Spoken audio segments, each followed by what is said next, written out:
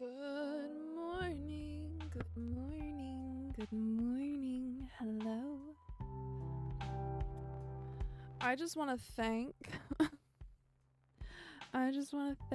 the update on iOS.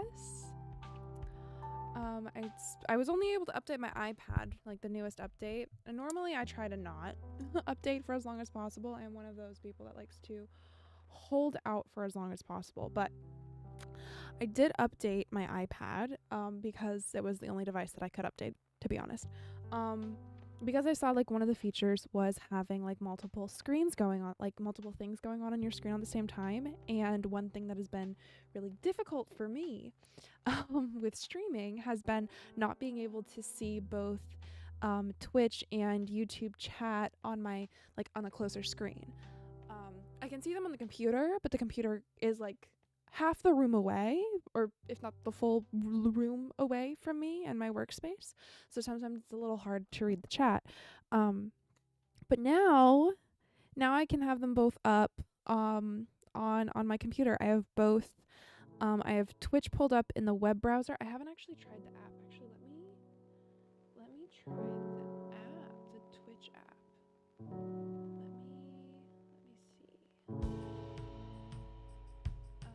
Let me try the Twitch app. I haven't actually tried that. We're gonna try having both Twitch and YouTube up. Can I have them both going so that I can see chat at the same time? No, I can't. Okay. I figured that would happen because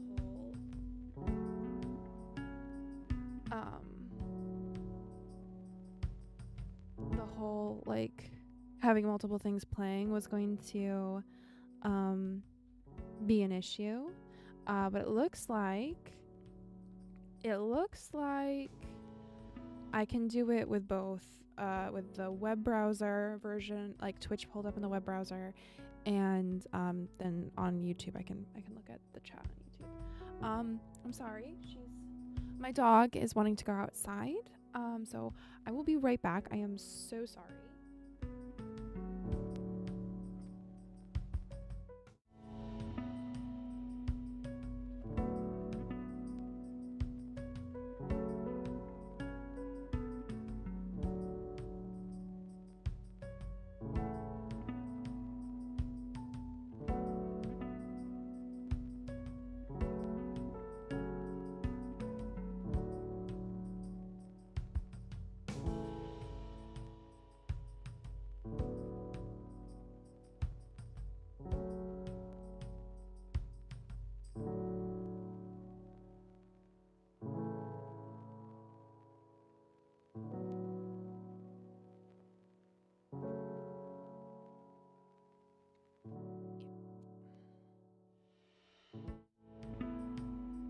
I'll have to let her in a few minutes, but I can see her from the window, so I'm just gonna keep my eye on her while we chat a little bit before I get started sewing. So since last stream, I decided to work on another project to go with the skirt. I have had this yarn. I bought this yarn from Joann's when it was closing.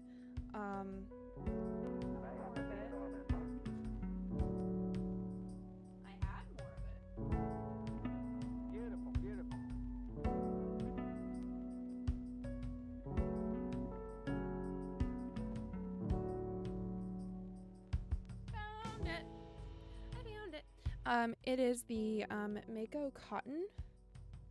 There we go. Mako cotton yarn, and by Lion Brand, and I decided that I was gonna make a kind of like a sailor collar styled scarf. I saw on TikTok. I'm actually gonna show you the photo. Give me just a second to pull it up. I should have come prepared. I'm sorry for not coming prepared to class. That was my mistake. So this was the TikTok photo that I saw. It was from like a knit collaboration, but this is clearly crocheted. And I loved that bow, and I loved that you can see like the square like back peeking out. I absolutely love that. And I think it'd be really cute to pair with some other pieces that I have for the trip. And it'll be like a pretty lightweight accessory to take. I can also work on it on the plane and then like have it like while we're traveling. So like I wear it at some point. I couldn't find a pattern for it. I found on Etsy there was someone that was selling a magazine that had a couple a Japanese magazine that had a couple patterns that I could like mush together to kind of make something similar. And then there was someone on Ravelry who linked a very similar scarf from an 80s magazine, but they didn't have a link to like a PDF of the pattern or and then the link that they did have for where the magazine was being sold, the link was defunct. So needless to say, I don't have access to an actual pattern, so I'm making it up as I go. We're gonna do something very similar. It's not gonna be exactly the same. Right now I have the gray. I started out, and you can laugh at me if you'd like. I started out by doing like each individual row, like cutting off the, like doing the, like the 2 passes, the 1, 2, and then cutting it off. And then I was like, wait a second, this has 2 ends. I could just not have to weave in so many ends. And so ever since then, I've had the outer pole and the center pole of the gray, and I'm working on those 2. I know that these are a lot wider than this is. I know that. It's what's happened. I'm making this up as I go, so it's absolutely not perfect.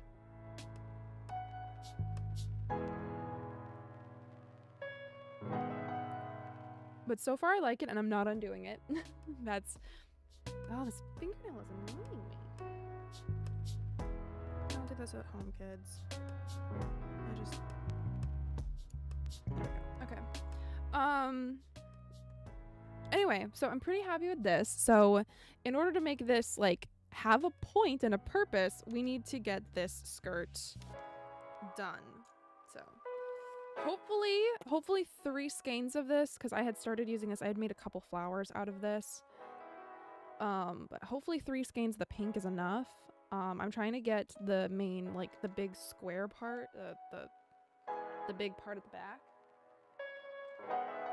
I'm trying to get that done before we leave on our trip, because I've been making up as I go. I've been using my mannequin, holding it to the back of my mannequin to know where I need to make the split for the scarf bow part. Yeah, wish me luck. I'll post updates here on stream before I leave, and then we'll find out if I finish it. Okay, so where I got on the skirt off stream, because last stream we were here together, we were working on the luggage tags. Sorry, my dog is barking at something. Give me just a moment.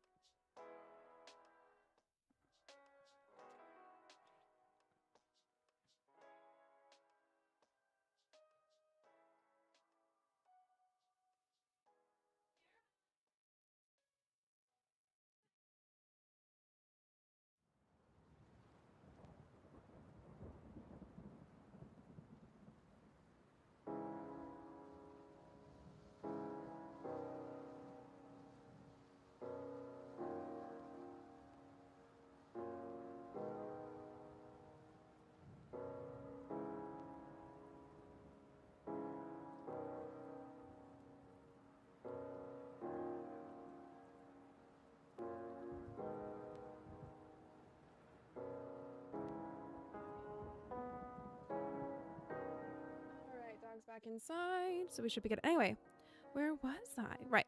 Where I'd gotten to on this was off stream, because I did start working on this off stream. I got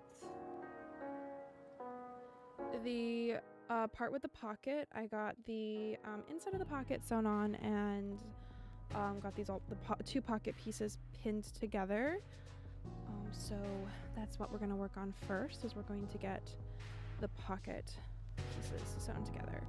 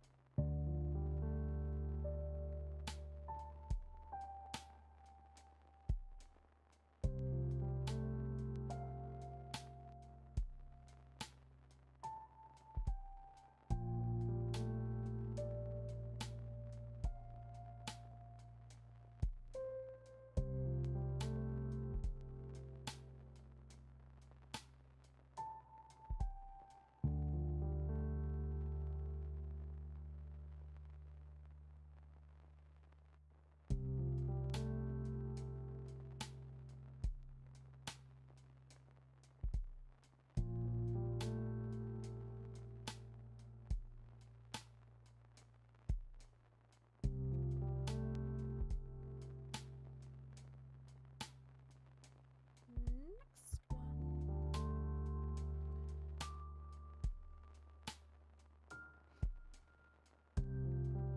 Oh, did I ever show you guys how the black skirt turned out with the? I think I did. With how I hemmed it.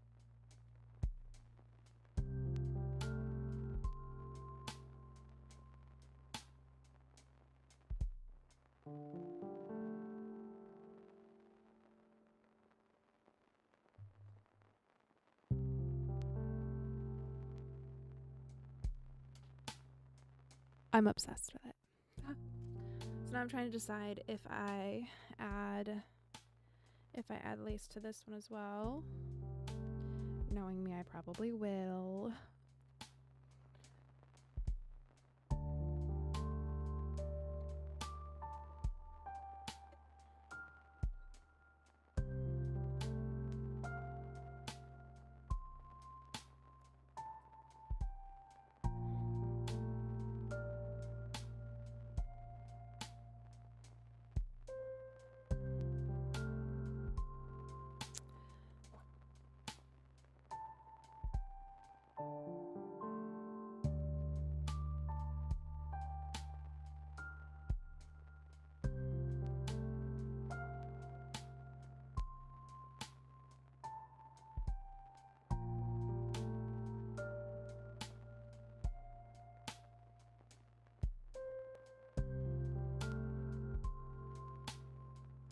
Well, I ran out of thread. Oh, that's funny.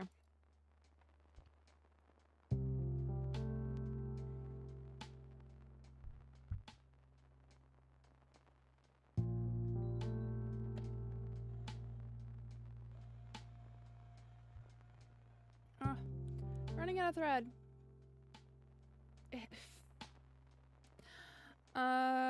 Let's see. What else can I share and update on?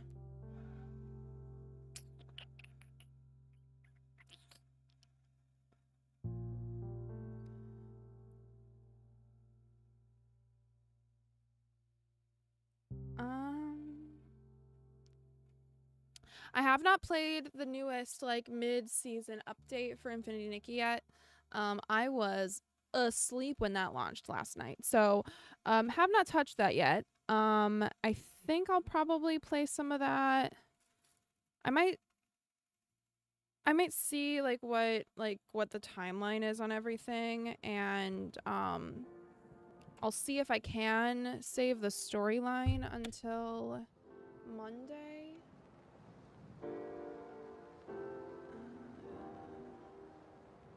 Actually, yeah, Monday morning.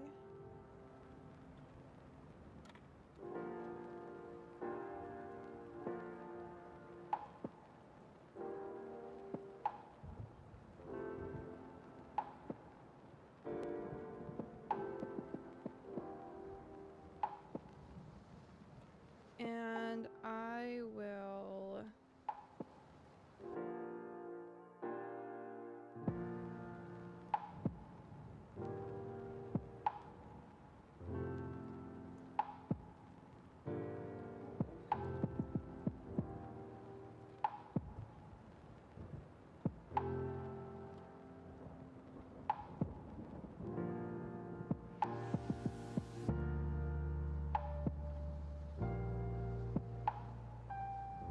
We shall see. We shall see what I'm able to do. But yeah, I haven't touched that yet.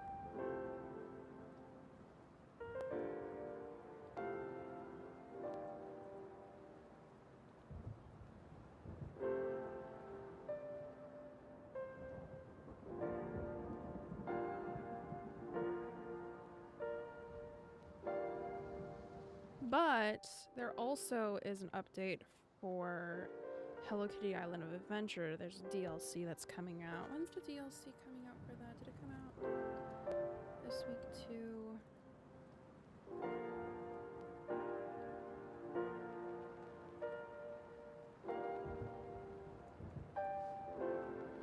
The 18th. It comes out on the 18th. So there's a part of me, so that's tomorrow. There's a part of me that wants to do that, like, instead,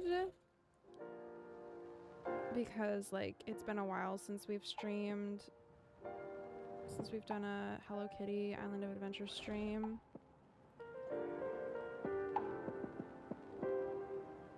And that just sounds like fun. I don't know.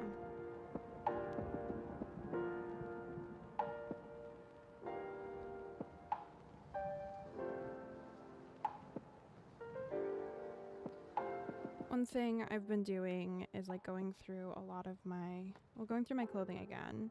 I do routine like audits basically of my wardrobe, seeing like what still, like what fits, what doesn't fit, what I can alter, what I need to mend, and or what just needs to be passed on. And I have some stuff that is going to be leaving me because it no longer fits. Like it's too small, so but it's not like in the worst condition. So I am trying to figure out how exactly I'm gonna have it pass on from me. I think I might.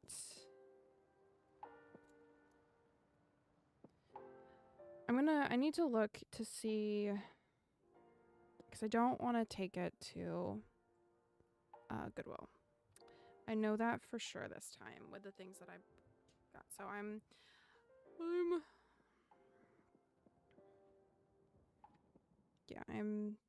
looking at other donation options because I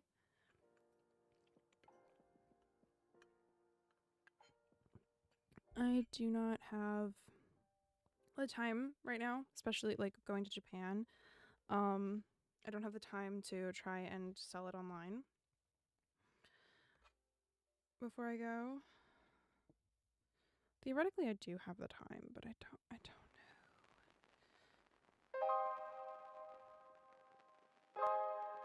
I don't know what platform would be best.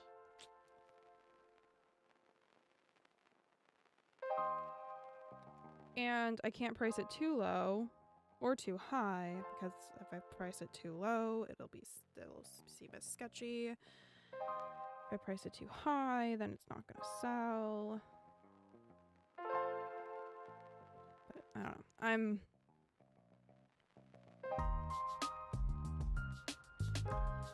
One of them is a piece. It's a vintage piece that I got at a vintage store in Tennessee. It's these are like, I have a few things that like, some stuff that I know I'm gonna donate. I'm gonna find like a better place to donate than Goodwill. Like I know I'm not gonna try and sell these, but there's a couple pieces that I want to find good homes.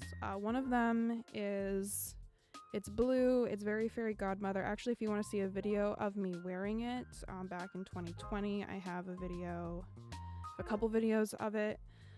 It's blue. It's from the 70s. It's so pretty, but it is also incredibly small.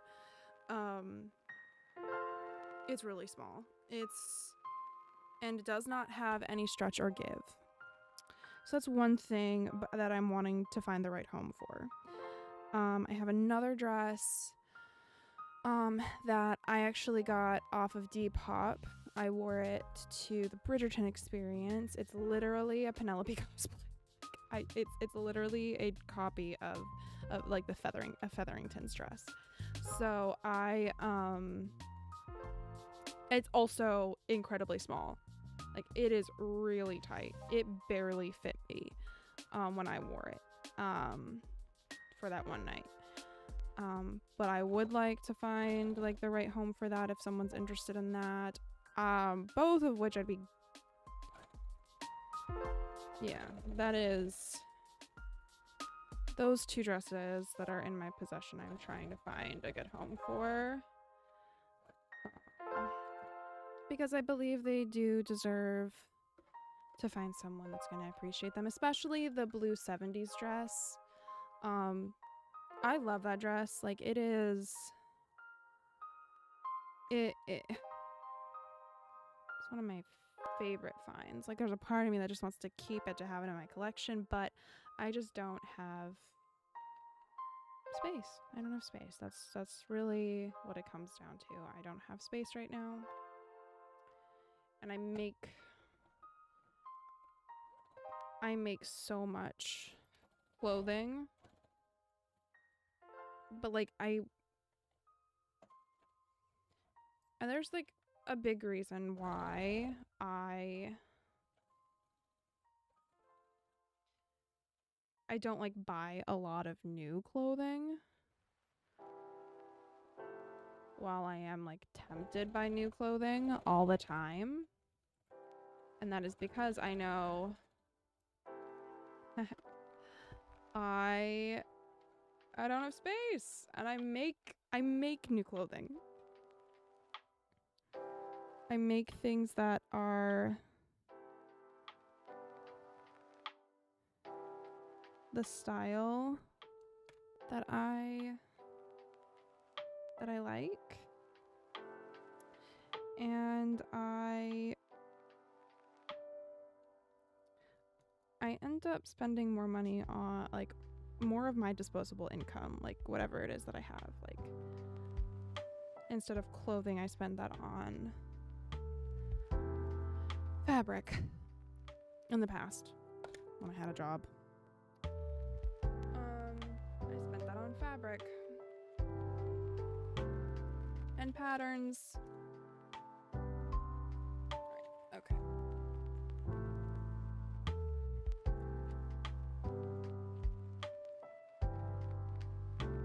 And tech, actually.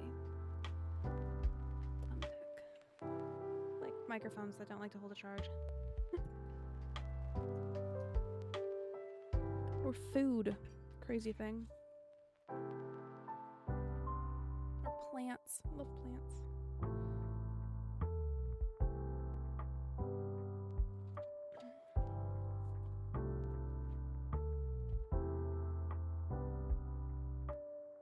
Okay.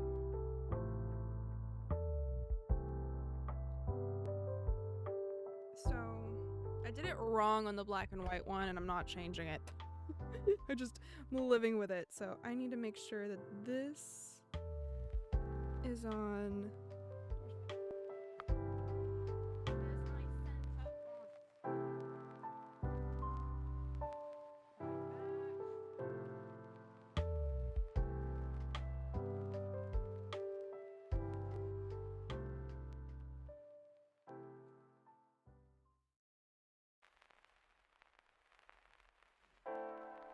Found it. Center front. Okay.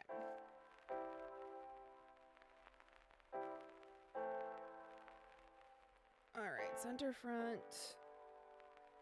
So for this one to hang this way, it's gotta be on this side. Because for some reason, I did it wrong the last time, and I... kicking myself about that. Like, ow, how did I get that wrong? I don't know how I got it wrong. I got it wrong, though. That's for sure. I did it wrong. And I didn't notice until I saw it hanging on the mannequin, and I was like, oh my gosh, the pockets are flipped. And I'm not undoing it. I'm not. We're just gonna live with it. It looks fine. And it's got character, you know? There's gotta be at least like one big mistake per project. Right.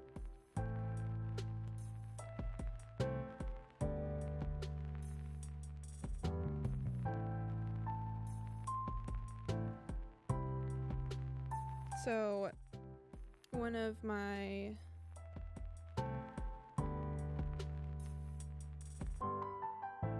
things that I am like really excited for when it comes to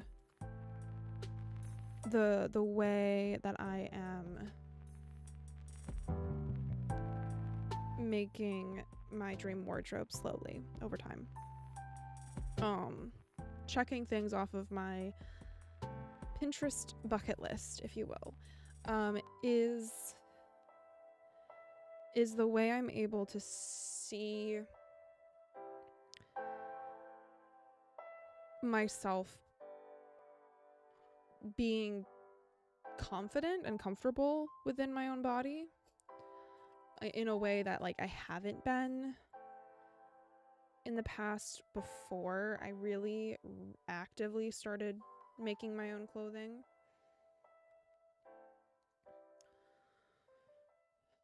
Like, yeah, it's crazy. To me, at least. Getting to wear clothing that like I really, really love. Like everything that I'm wearing, I made or altered, right? Like, except for unmentionables. But why'd I just call them unmentionables? That's so silly. But like my shirt I made from a 1940s pattern. My pants, I altered the jeans with my strawberry inlay. We're being very strawberry today.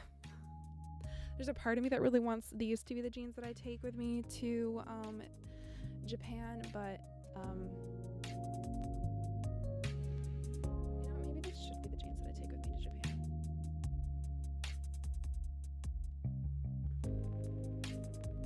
Who's to say they can't be? I was thinking about bringing my lighter pair of jeans.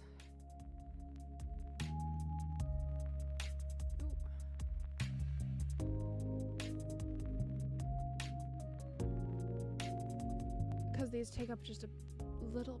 I'm gonna practice packing my suitcase again and compare how much space these jeans take up.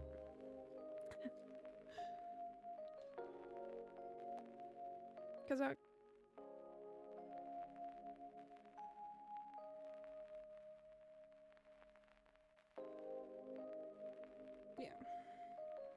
main thing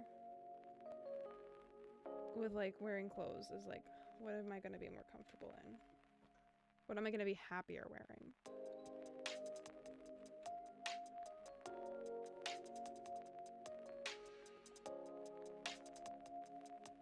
And the answer is, I'm not sure. The answer is, I'm not sure.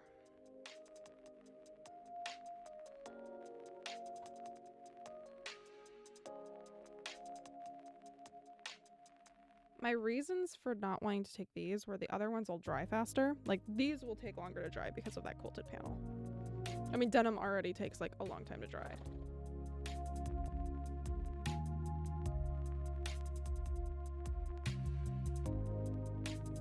I've got some time to figure that out.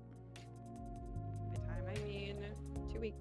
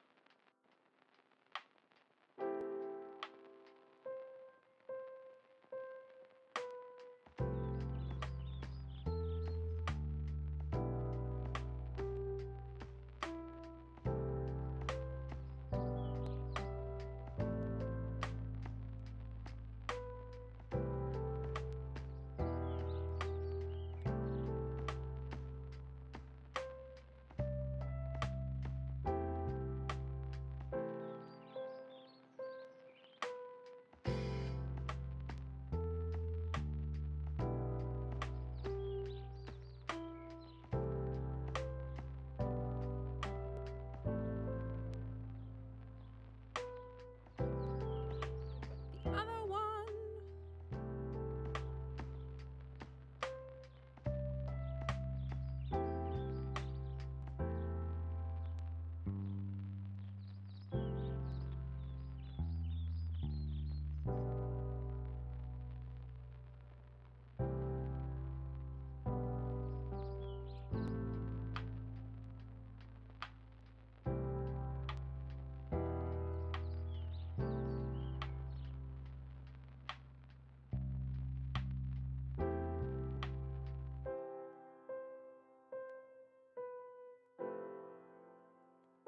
So, after about a week of Hank Green and SciShow getting tagged, Hank Green did make a statement on his personal TikTok page.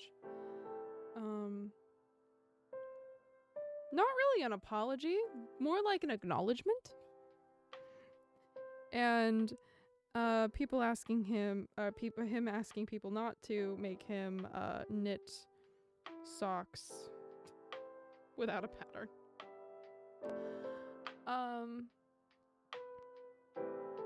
And to be honest, I think that is about the best that we can get, because he has taken time away from he took steps back from SciShow, and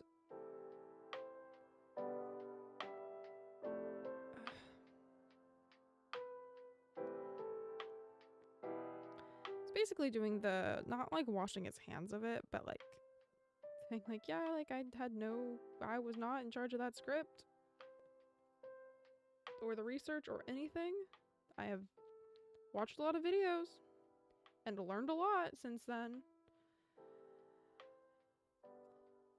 But yeah, it really wasn't.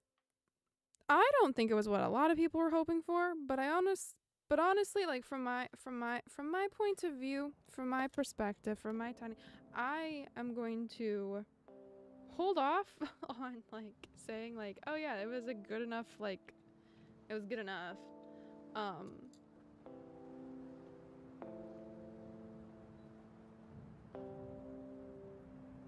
gonna hold off on that until, you know, some of the people that covered it more, like better than I did, until they like have time to respond, because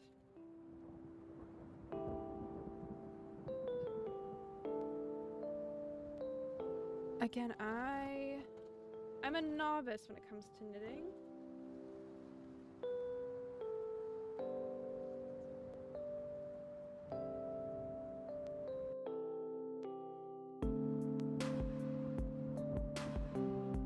Nope, not good. Not good, okay.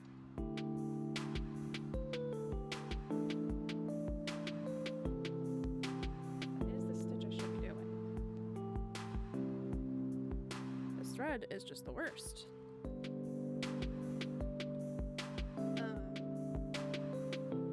But that was my main takeaway from that video. It was an acknowledgement, a statement of learning, and a request for leniency, I guess, in leniency in the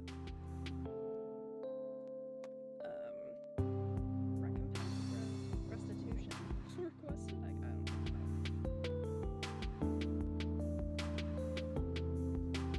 know. I saw that earlier this morning, and for the most part, the comment section was very much people that love Hank, which it's Hank's account. His comment section is going to be people that love him. So it's people very much in support of him. And I will be interested to see response videos to the response from the people that initially were the ones to rightfully call out the inaccuracies.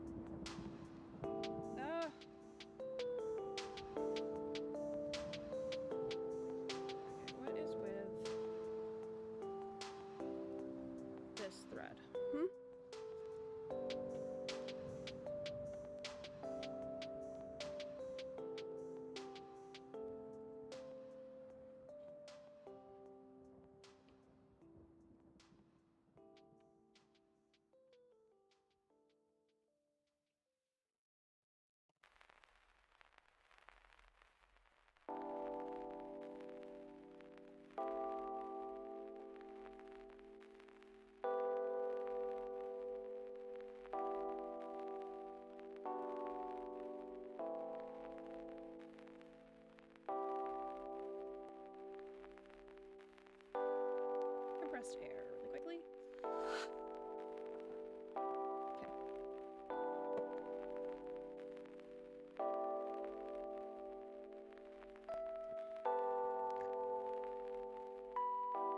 Is my tension too tight?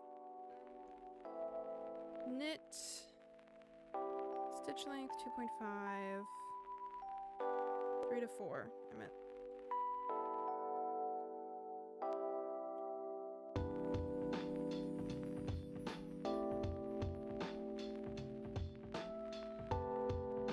And the answer is generally always change your needle.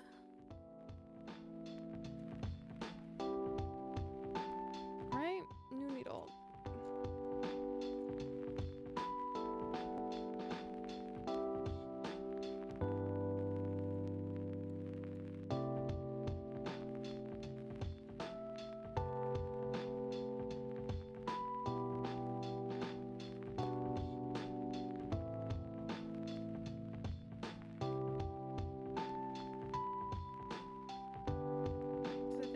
Mistake that I made so far with this has been the stitch that I've been using.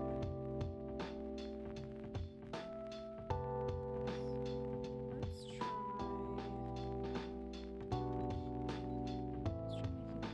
making the stitch width a little wider.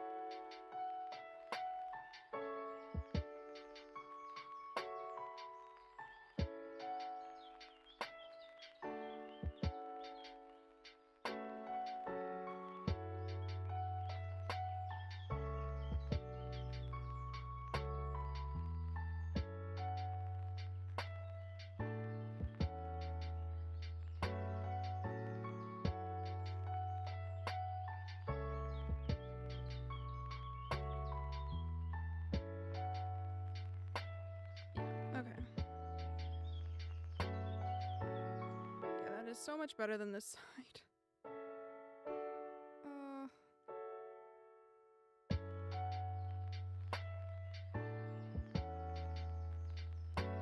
Like, it's not like...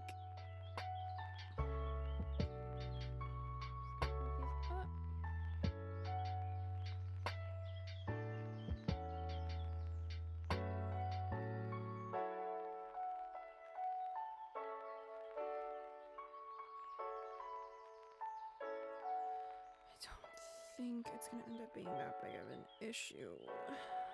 Having the one seam be weird or different than the others.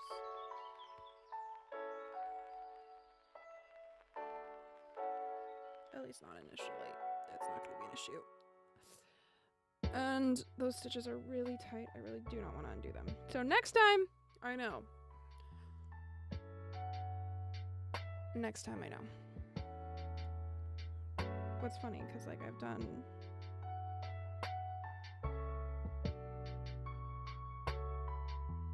yeah, this is gonna be so cute. Oh my gosh. No, I'm actually so happy with how this is turning out. I'm actually so happy. Okay, so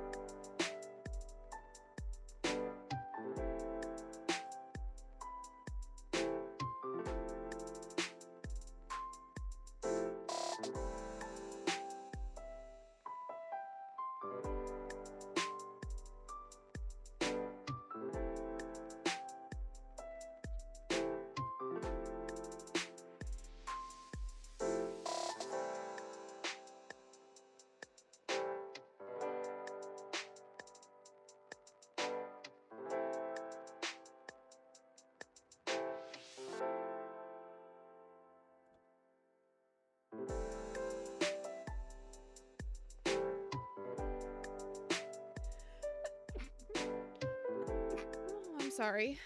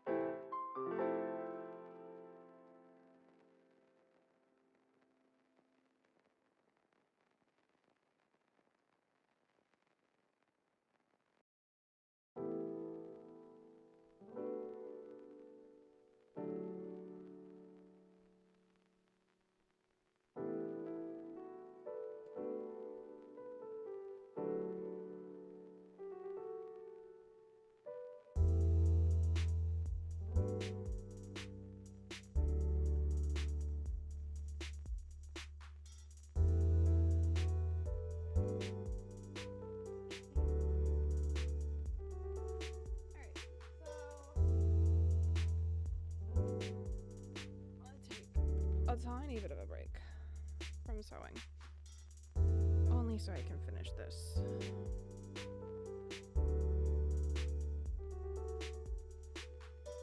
This row. And it's eating at my brain a little.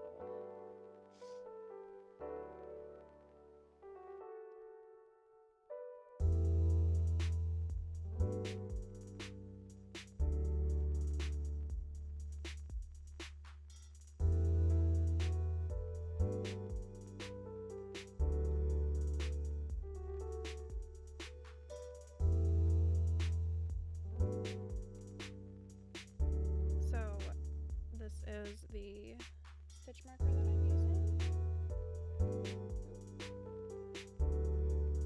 It is a Pom Pom Purin pearl earring, actually, that I got at Hot Topic a couple years ago.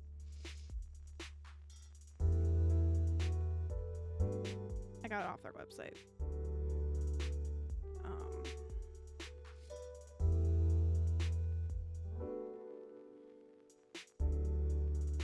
Because I got that pack because I wanted to make some cute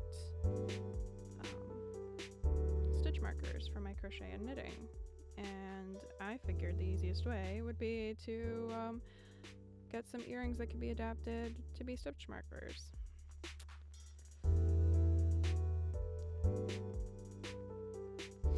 And it I think it worked.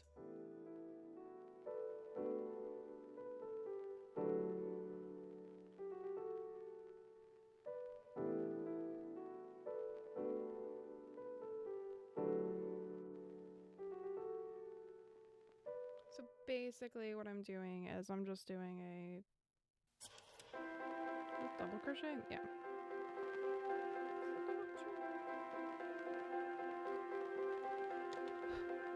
Gotta be honest, I don't remember things' names. Double crochet.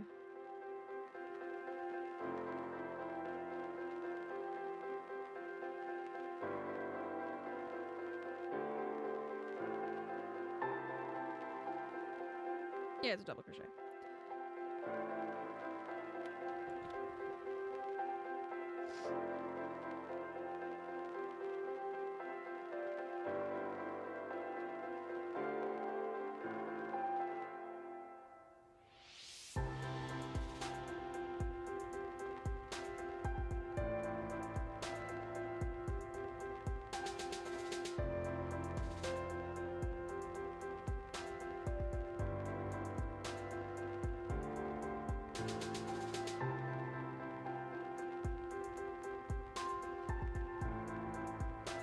The thing that I enjoy about crochet and knitting too, actually, I enjoy this about both of them, is how portable of a hobby they are. I think sewing can also be a portable hobby, especially if you're doing like hand sewing, or like more like the needle arts, like embroidery or cross stitch. That can be pretty transportable. But of my hobbies, crochet is one that like is so incredibly portable. And when I'm done, I have this really useful thing. I think that's part of why, like, I am absolutely in no way saying anything to disparage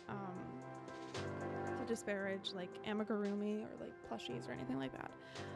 But I think one of the reasons why I have always leaned more towards the clothing and accessories is because of their like the long-term use factor in them. I think that plushies have long-term use. That's why I'm not like it's not an incredibly like thoroughly thought out like sentence, but when it comes to getting to see someone like use a hat that I made them or a scarf that I made them, like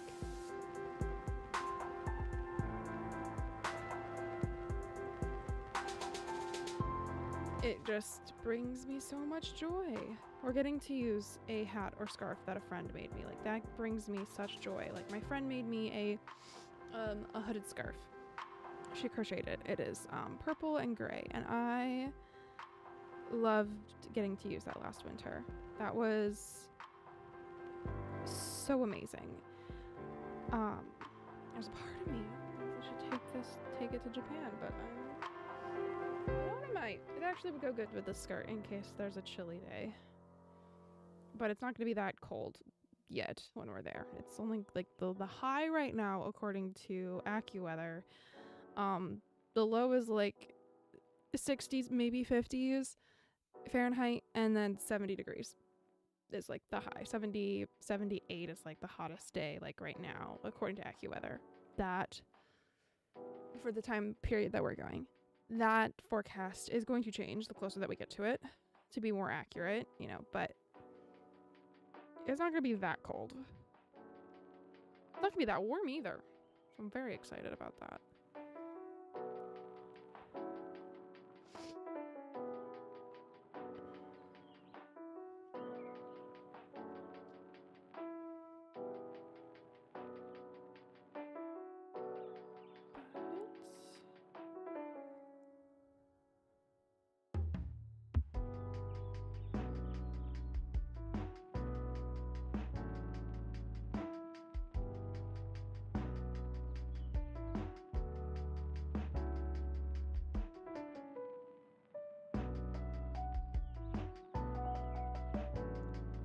For right now, when it comes to like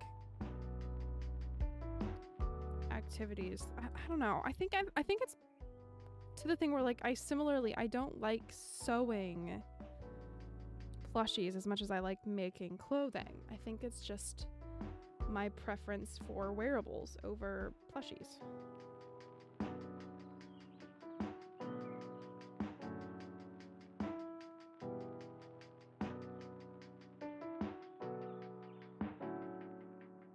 Yeah, I think that's... Ugh. My nose is itchy. I think that's mostly where it boils down to.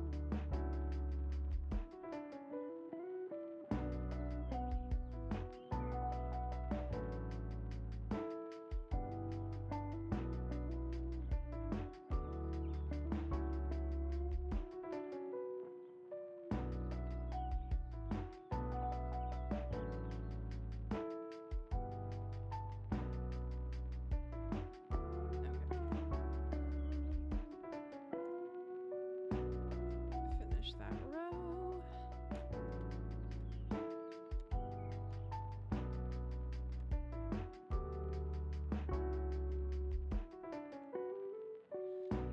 How much more do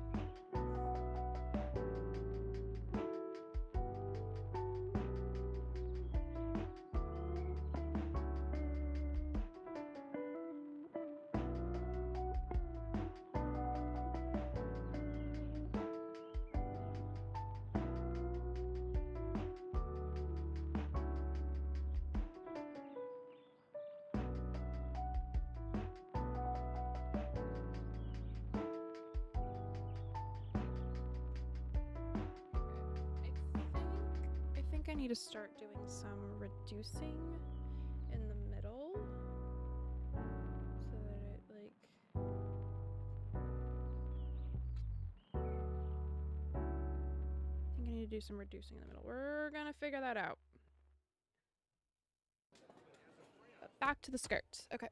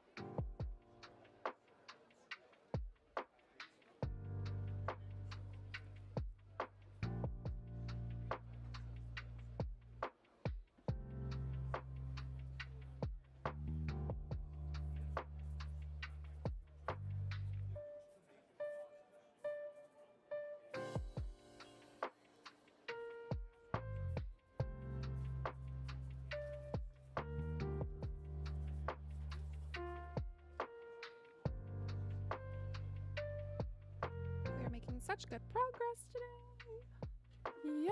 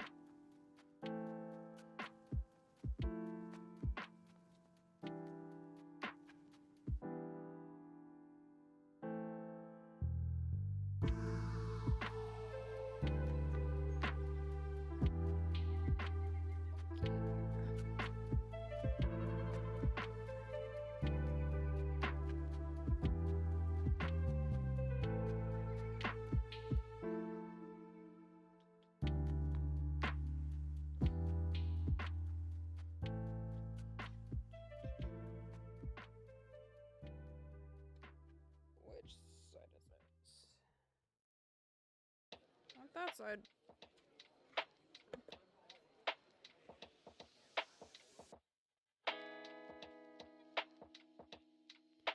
This side.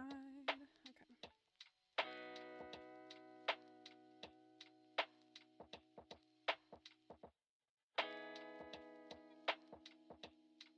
Oh, this is gonna be fun. I'm doing that zigzag stitch over the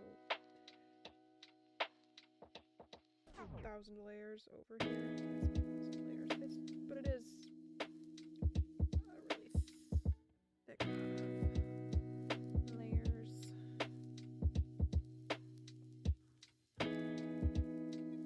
That'll be fine.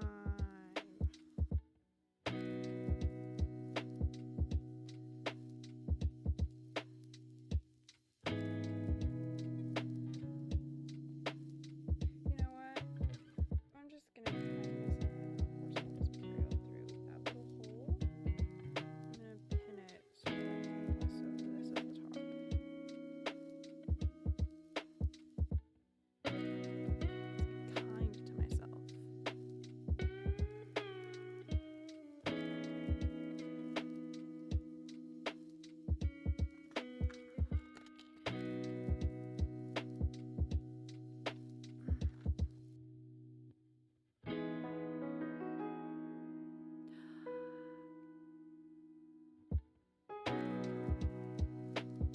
Teru.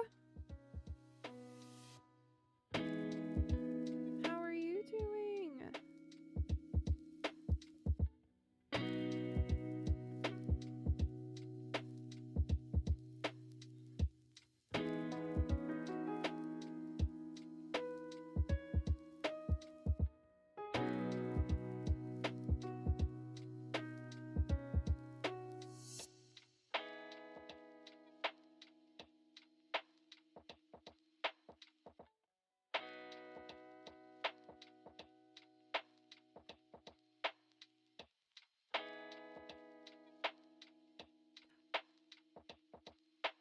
Oh, good. I'm glad you had a good day today.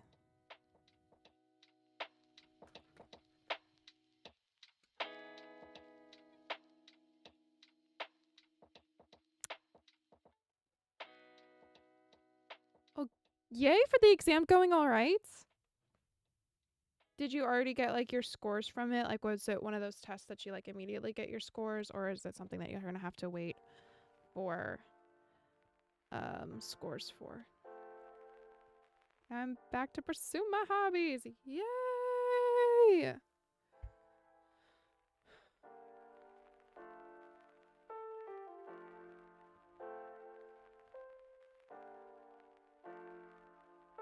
Oh no.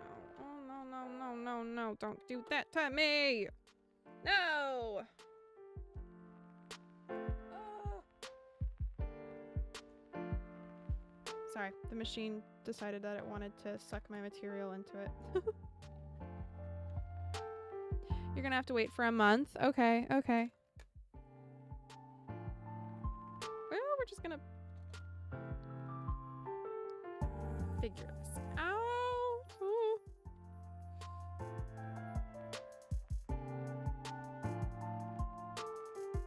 There we go.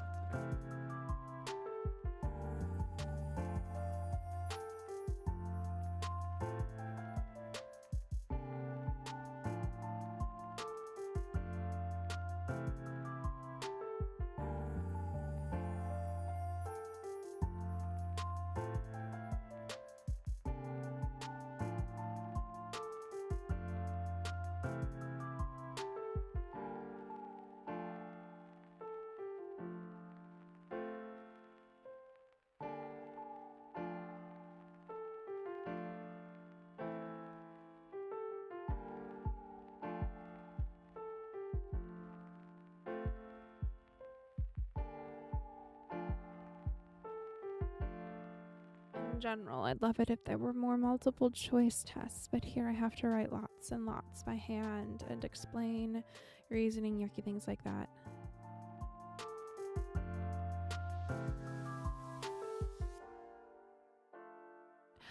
It depends. With multiple choice tests, it really does depend. On how the test is getting graded. Sometimes, like, and it depends on the test. Like here, like, I know when I was in college, I took very few multiple choice tests where I got the results back like that, or just tests in general where I got the results back like that. Most of my tests in college were essays. Like where so you had to write out, or they were problem solving. So you had to, like, especially like in like my the accounting class that I took, the two accounting classes that I took, we had to solve the problem. We had to do a lot of math, and then yeah, it just depends on like how the like individual professors or like what type of tests, like, yeah.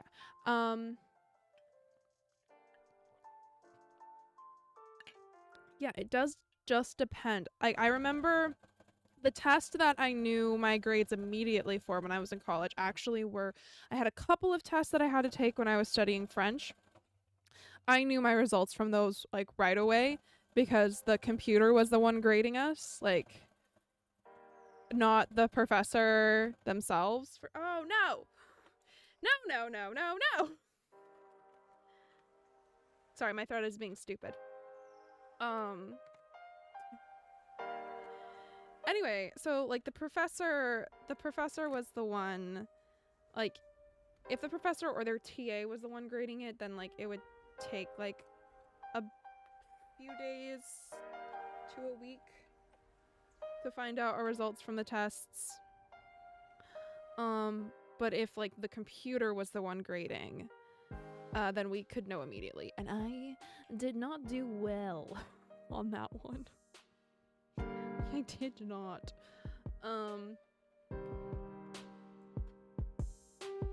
I did not do well. Yeah. I'm wearing my strawberry jeans too.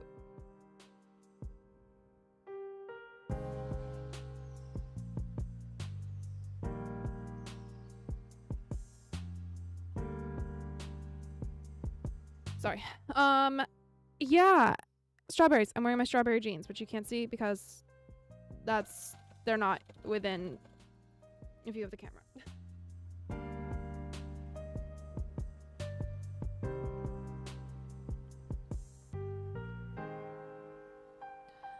I made this shirt back, I think it was either 2021 or 2022, from a 1940s pattern. I have made 3 shirts from this pattern.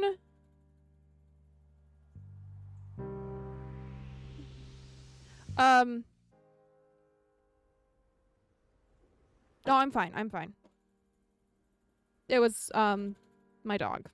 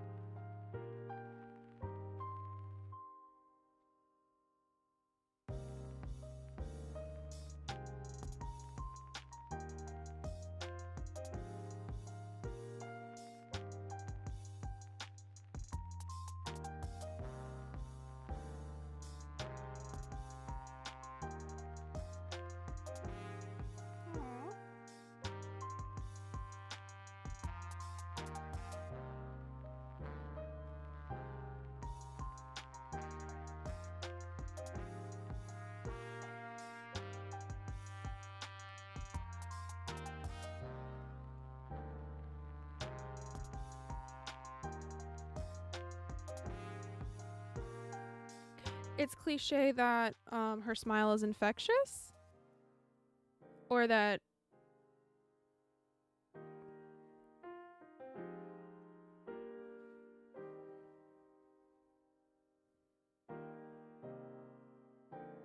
you love working with her.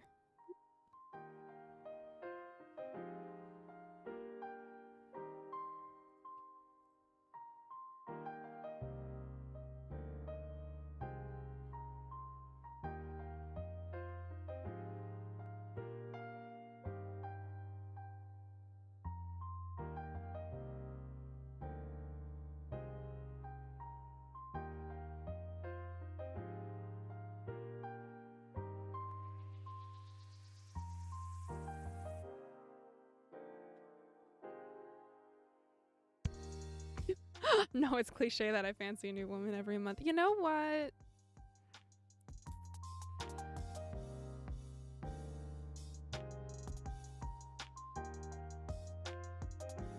Feel your feelings.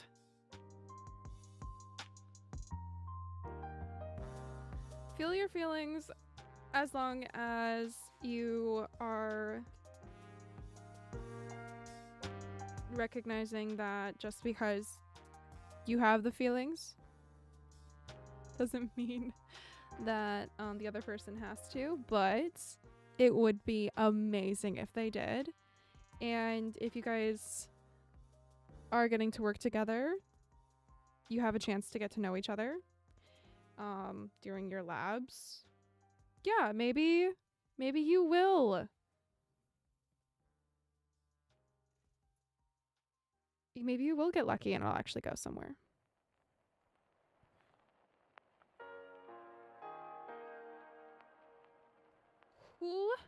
Who doth know? Like, who knows? Who knows? Whomst that is a mortal being knows, truly.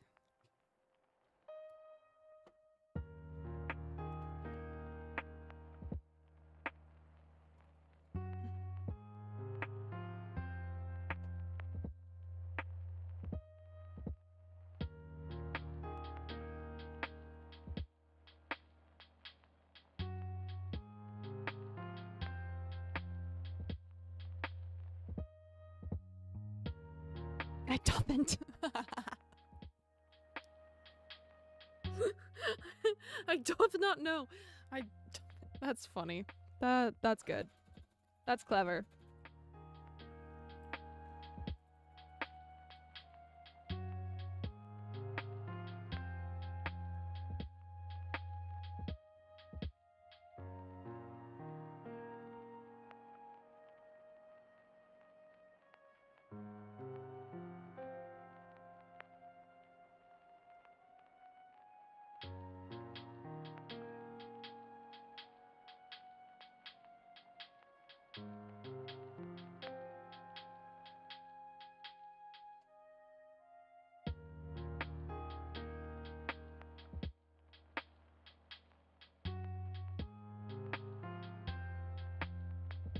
Aww.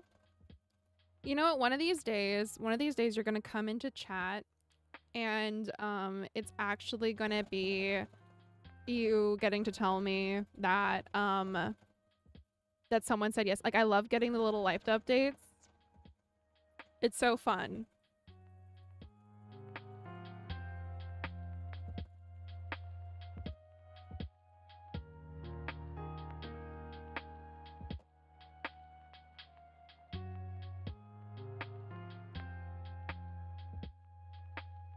And we're just gonna end up with like a party over here, you know.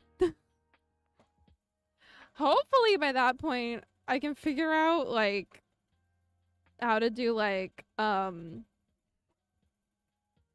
on-screen animations and like have that programmed. I will program a button to like throw, like, if I can figure it out. I'll figure it out. We'll try. To like have confetti go across the screen.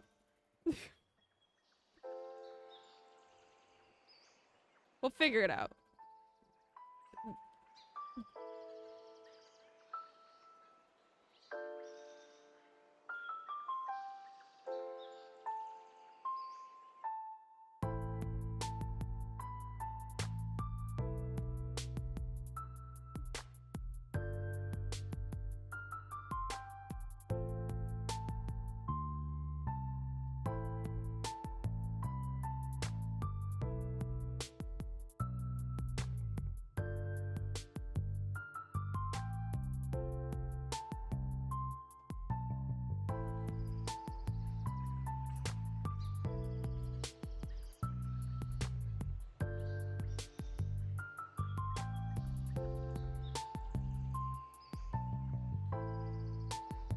We got lucky this time with the thread not being stupid.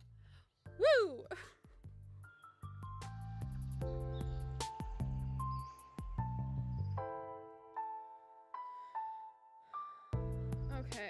So now I need to make a gathering stitch. Now I need to make a gathering stitch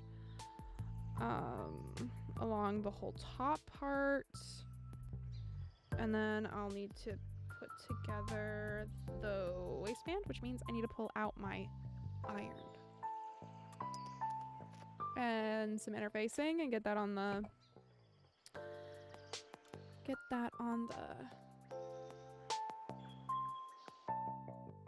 waistband. But do I really want to do that today? Do I? I do, because I have a limited amount of time to get this done. But I don't, because I don't really want to pull out my iron. Not right now. Because I get so warm when I'm ironing. Like, it's really, really, really hot. The iron, which is kind of the point.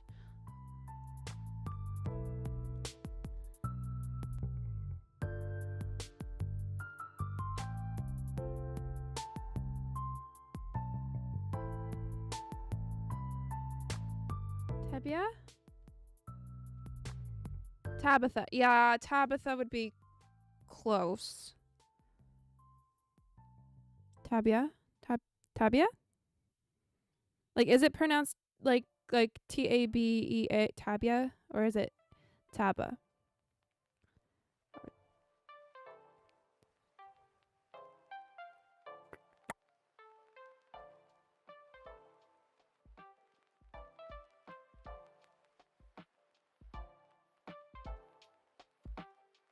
But based off of spelling, Tabitha does seem pretty close. All right, let's switch stitches. Need that wide stitch. The really, really long stitch. The one I am afraid is not going to work because this, I'm actually so afraid to do a gathering stitches with this.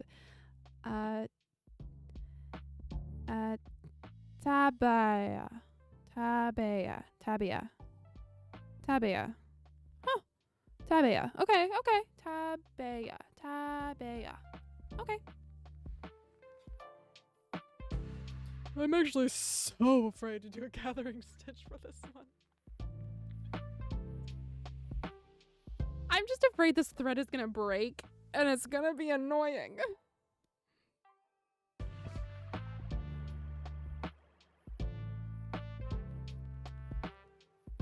But you know what? It's gotta be done. I'm scared. Okay. Okay, it's fine. It's fine. It's fine.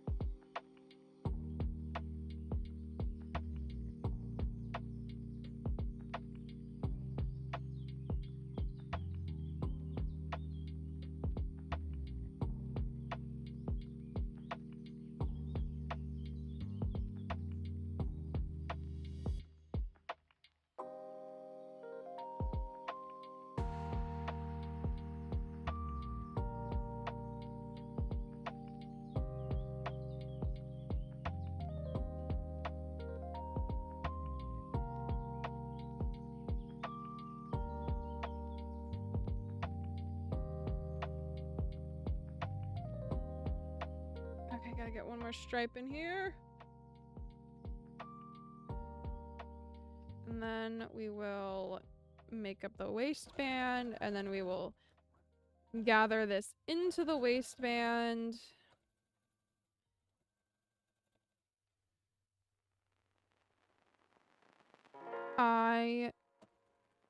I feel as though I need, I'm gonna do this waistband different than I did the last one.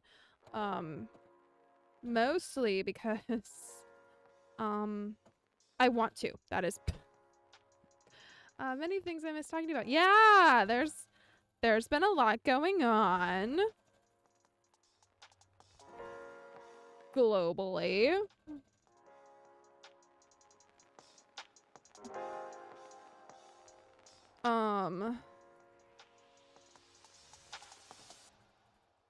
And I have had to take like over the last like couple weeks, I've had to actively take like massive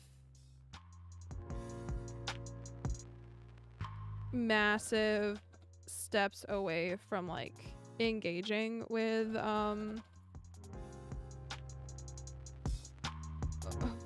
engaging for like the negative doom scrolling effects. Like there is a balance that like I have had to shift over the last week because it was a lot. Last week was a lot.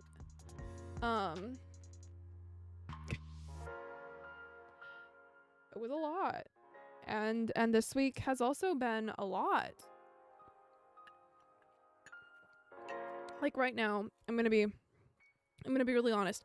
The only news that I have like allowed myself to like, you know, to watch, and like right now because my brain just is like overwhelmed, is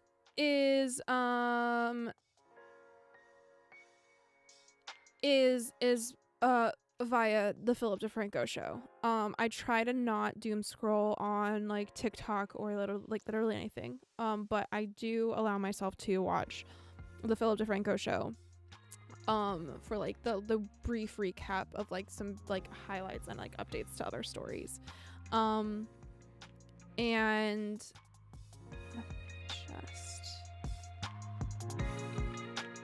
I had to take a timeout because there was so much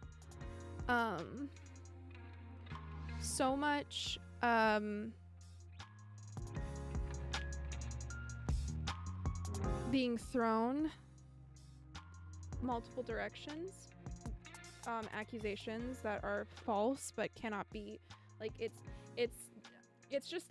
not fun. It's a very it's blood pressure inducing. The and then to say that like yeah, it's blood pressure elevating.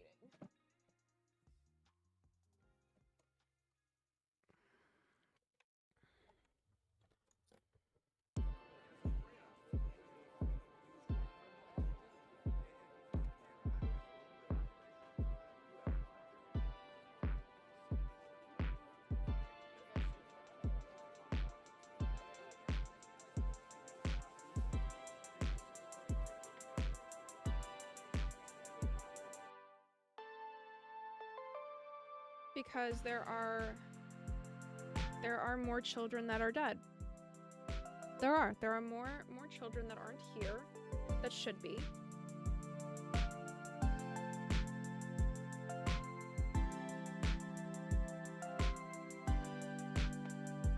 There's a man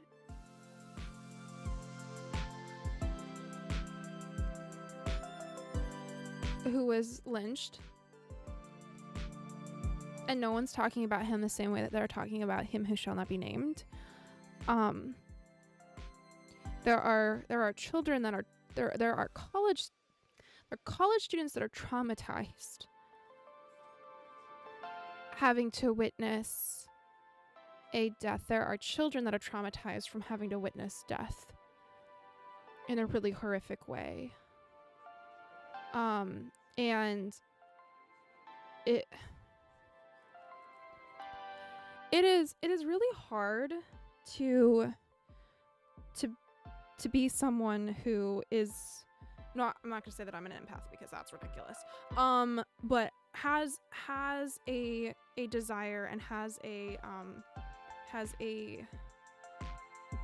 spiritual belief system that compels me to extend empathy. It is really, really, really hard to express empathy for someone to whom empathy is a sign of weakness. Like that is really, really hard. But if I don't extend empathy towards someone to whom empathy is a joke, I am letting them take control over something that is not theirs to have control over. I'm letting them win. And that's the thing that's like really, really, really hard. And I understand where a lot of the vitriol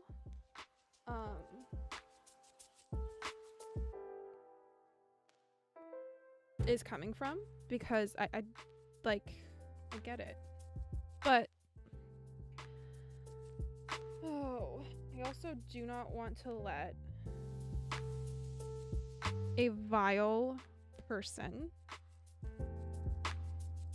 whose words were vile, I do not want that person's vile words to change me.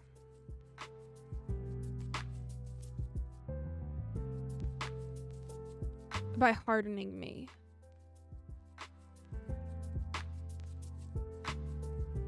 And that's hard. That's really hard.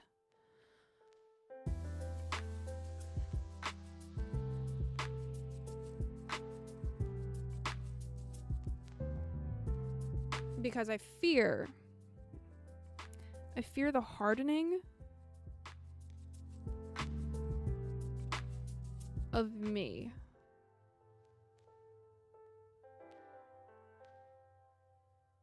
Will make it so that like I just grow more numb.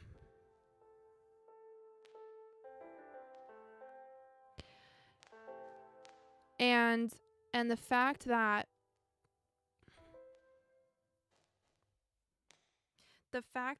like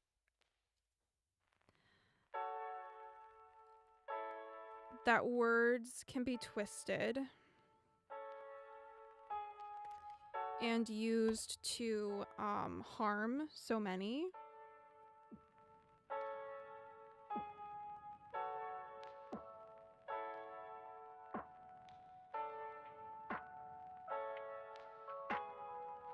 Is something that is really,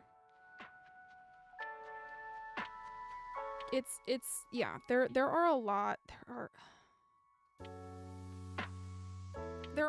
of things where we will never see the outcome of the words that we speak. We'll never see them.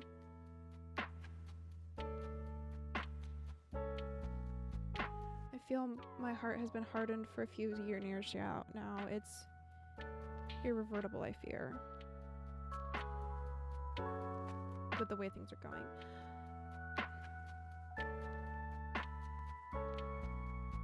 Yeah. And I think that's something that like people are often forgetting, that like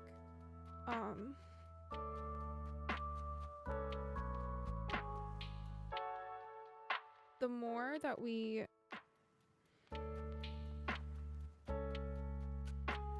turn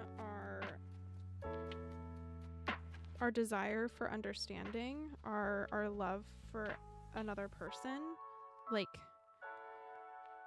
the harder it is for it to be reversed.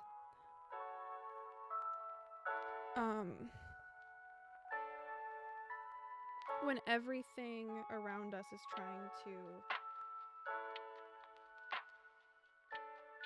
make us hate, it's really hard to love, and it's really hard to love someone that hates you. Like, that's really hard.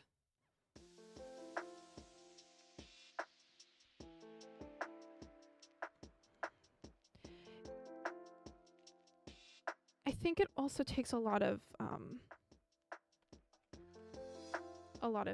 faith, to be honest. Faith in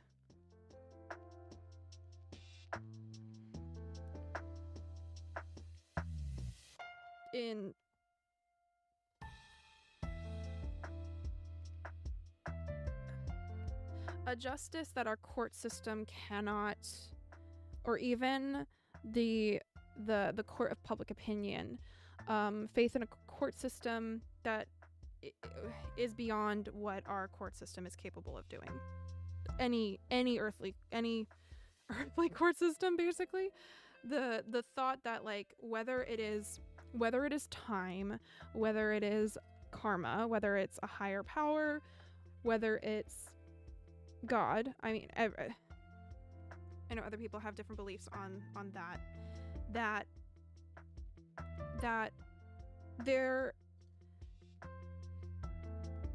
that justice will eventually come, and it may not be justice that we're ever able to see. And that's the really hard part, right? And that's where, like, I think the faith comes in, because, like, faith is trusting in something that you haven't seen yet. Like, having faith that the sun will rise again. Even, like the sun's setting, but I have faith that the sun will rise again, even though, like, it might not, something could happen. But the sun will rise the next morning. If it's, like, been cloudy for forever, or it hasn't rained in a really long time, it's that having the faith that the thing that you haven't seen yet will come up. And faith is something that you have to constantly work to hold on to, because it's so many things try to take it away. So in the case of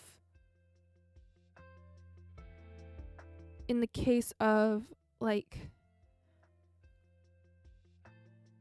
the words that are said, that are meant to divide, that are meant to harm, that are meant to do all of those things, those words, the people that say those words will eventually meet the consequences of those words. In that, the reason that they're saying those words, the reason why people get on podcasts, people talk into a microphone, is because they want to convince. They want attention. And eventually, the attention won't be on them anymore. And that will be the consequence. Like, that will be the consequence that they receive. That'll be the justice that they receive. The things that they long for, they'll get. They'll get them. Whether it be positive or negative, in their minds, they'll get them. But time will prove how long that reward lasts. How long that legacy lasts.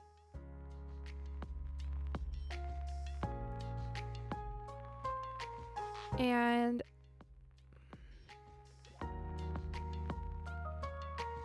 the job I have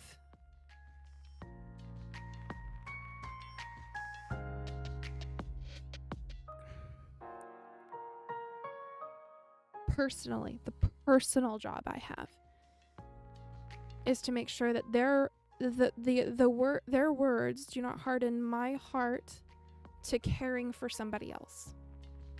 Because we need, in order to combat hate, in order to combat hate, we need to show up.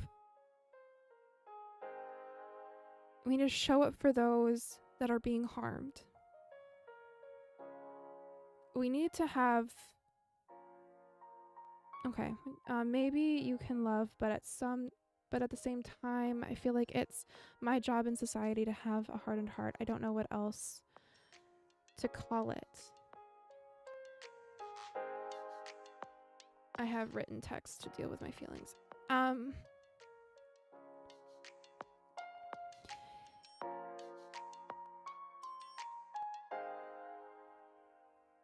So maybe having thick skin, like skin is like our armor that protects our like our organs, right? So you or a strong back, right? Like we have to stand firm and not be like stand strong in something, where like the heart is like the symbol of like where that body is like going, like what the body is moved to do, but the strength in the body is coming from like how thick the skin is and how strong the spine is. I am not I'm not a better person than you. No, like I said, it's a struggle, right? Because like there's something that like wants to like listen to the words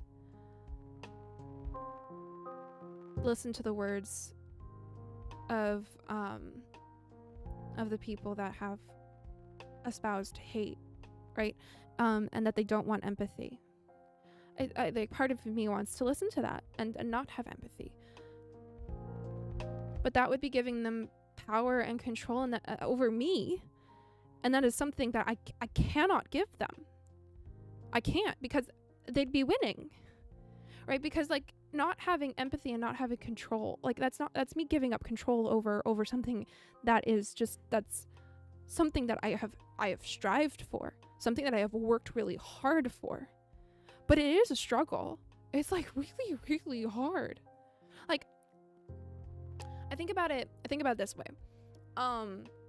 Like as a like back last summer, not this past summer, but the summer before, I was made aware that there were some people that were spreading rumors about me, that were gossiping about me specifically. In my local community, there were people that were talking about me behind my back. And in and amongst all of that, I was made aware that I would not be asked back in a service role that I have at my church. But I was made aware of that in a way that was really disrespectful to me. I felt incredibly hurt and wronged and caught entirely off guard. Because not only were they complaining about me behind my back, no one had talked to me about anything. And it really, really, really hurt. And it has taken me a year. It has taken me a year to get to the point where I am okay having conversations with the people that I have been told were the main instigators of the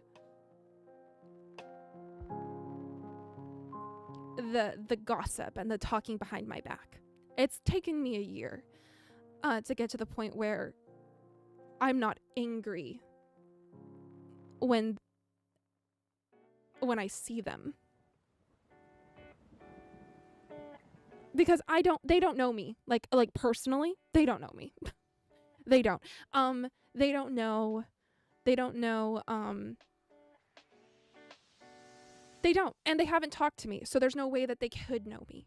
Right? And it took me, but because of how personally I was hurt, it took me a while to get over it. But I hated over this past year, I hated how much control I felt like they had over me. And it really wasn't them having the control over me. It was that anger and that hatred. And I think, like, depending on who we are, we've got different ways that we can handle things. And especially when it comes to like our emotions that are driving us, right? We can either let feelings like fester and it become like really, really toxic, or we can fuel it, have it be fuel to help us to progress and do better. The feelings that I was having were not helping me progress. I was stewing and it was not helpful.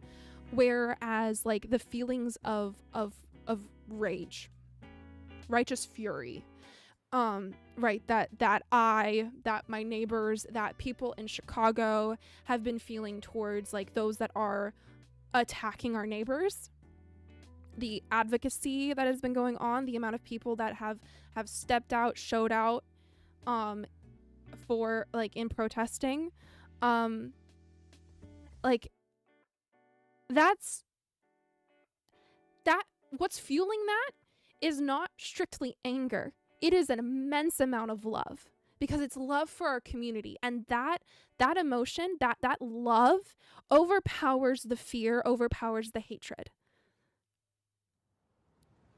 And it's that love for community. It's that love for the people around us, people that we probably don't even know personally, right? But it's that love. Love is the thing that is the driving force there.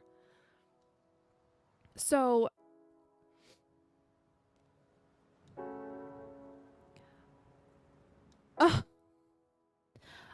they didn't like that I crocheted in church or meetings.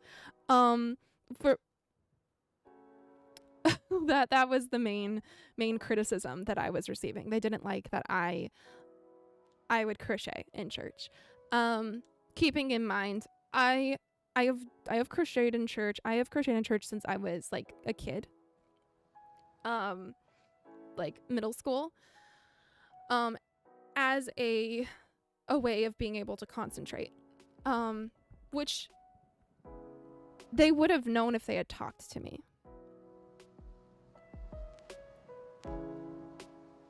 But I was, because like in well, since I was in middle school, I've had something to do with my hands in church, because I can't, like I did it in lectures in college. I did it like that is something that I've done like my whole life. As to be honest, it's a coping mechanism for some of my like social anxiety, or the fact that like I can't concentrate, right? Like I can't concentrate when I'm sitting still very well. So like when I have nothing to do with my hands. So in order to pay attention in lectures, I would bring my crocheting or I'd bring my knitting.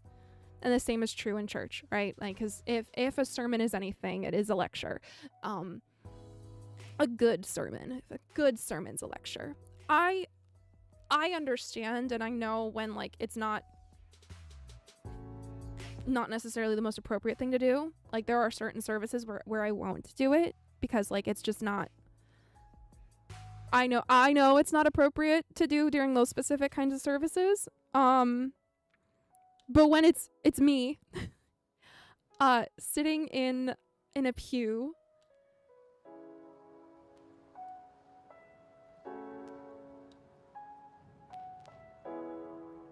you know, it is that, which they would have known if they had talked to me. Instead, they were talking behind my back. And again, it's been a year.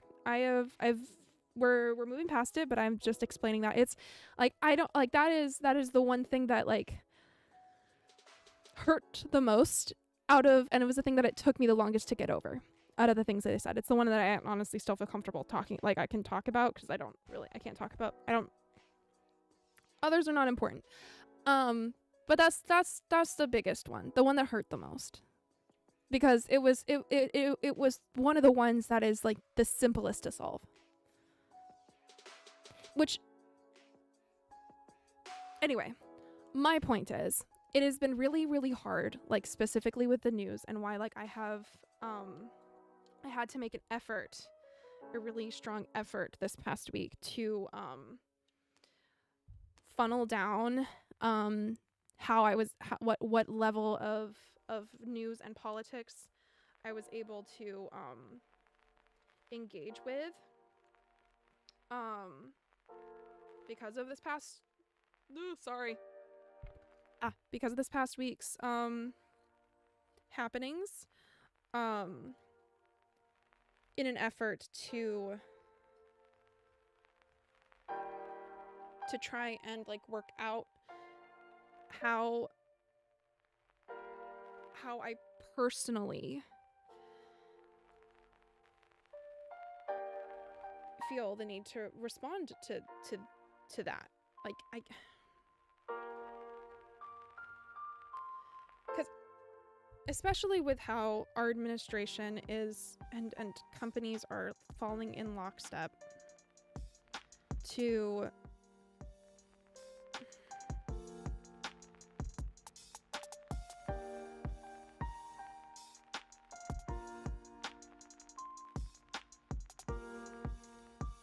do what it is that they're doing.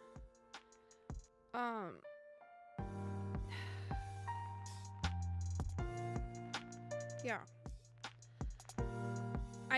It's one of those things where trying to figure out like how you are personally responding to something, especially out in the open of social media, can be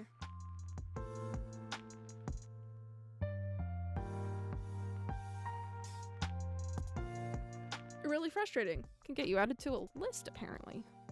Like because like there are so many complicated feelings because like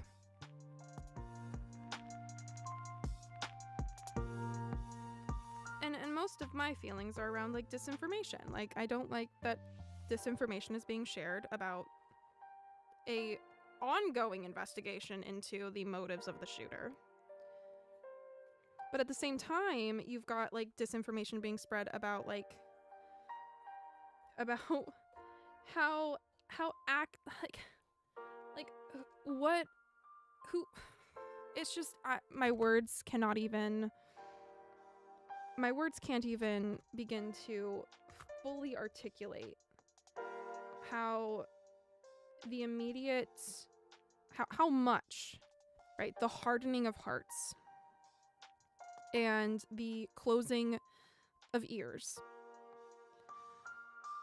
has caused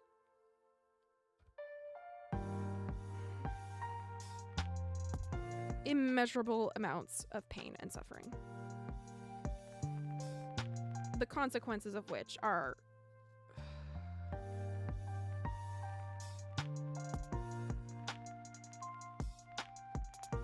too high to count. Like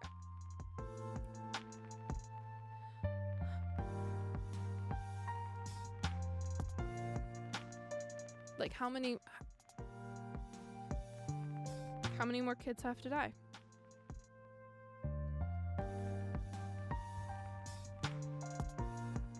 Before we are gonna have a real conversation about the problem. Like an actual real one.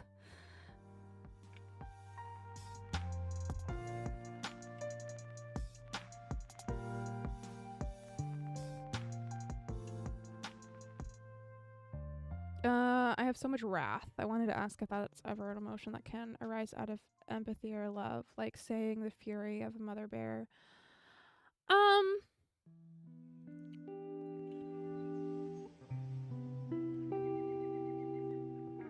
Vengeance?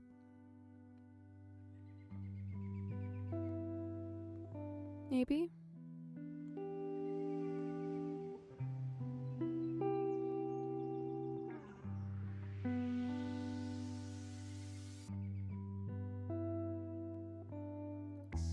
Maybe vengeance would be a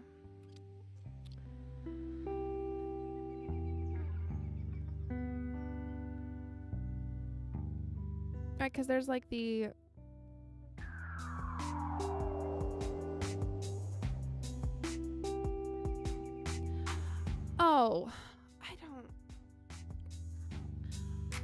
I don't know. I know from my religious upbringing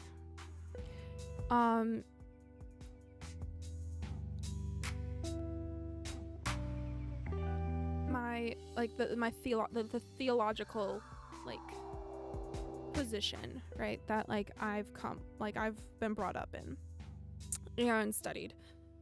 Not a theologian, so from my own reading,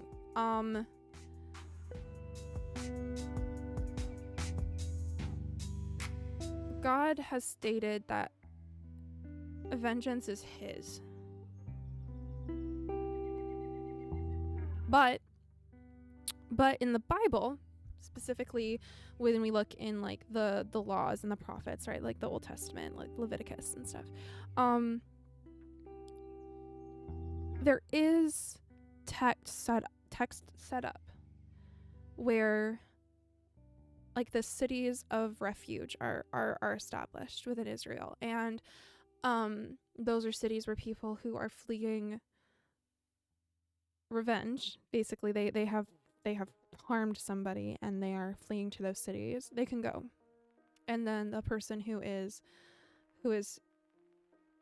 avenging their loved one, because that it needs to be a family member, my memory serves, cannot touch them while they're in those cities, and then like I think court cases and stuff, whatever, can be set up and it can go in front of the judges, whatever.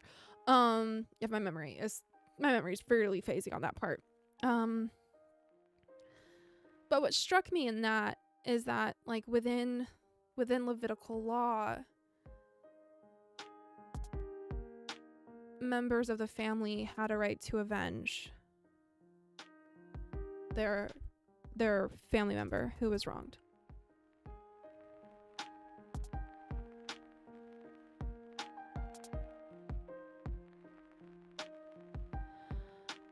And I think when it comes to like our circumstances, right, I think that like it really does, it kind of, I think it depends, right? Because like I think it depends on what the issue is. I think when it comes to the laws of humans, right, the laws of humans, I think that we need to do as much in our power to hold like the laws that we have agreed upon as society, right? Those laws, we should work very hard to you know, we should like okay, someone's wronged us, right? Someone's wronged us and we are able to take them to like through the legal court system, and we were able to get they harmed us in a way that broke a law, and we can take them to the court system and we are able to get the legal remedies like that we're able to achieve like via society, like following society, like the rules and structures we've set up in society, that is like delivering justice, right? When it comes to God as judge,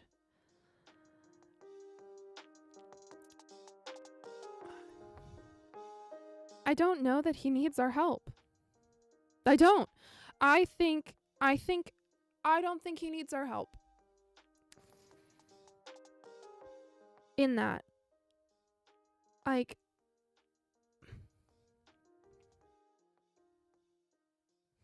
which sucks, right? Because like there is the statement in the Bible, the way like judge not lest ye be judged by the same measure, which is really like that's a struggle from a judgy bitch. Sorry for the swearing. But when it comes to like, should we, I don't know. It's something that is like an absolute, like it's one of those problems, right, where we're dealing with like a moral dilemma here.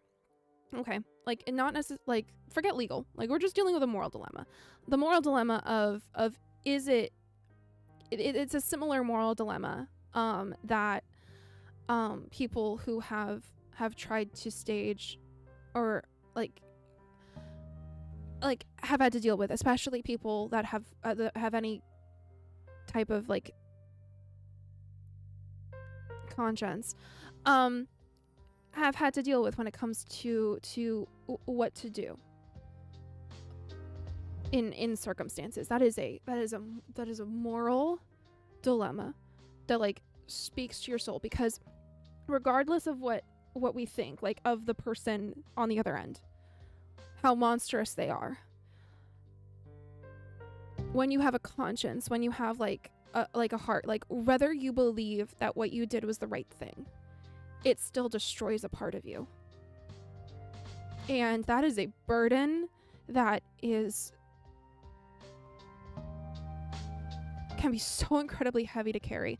There is a one of Stephanie Sue's recent podcasts on Rotten Mango. She's doing an interview with Kirk. Let me find out the Kirk.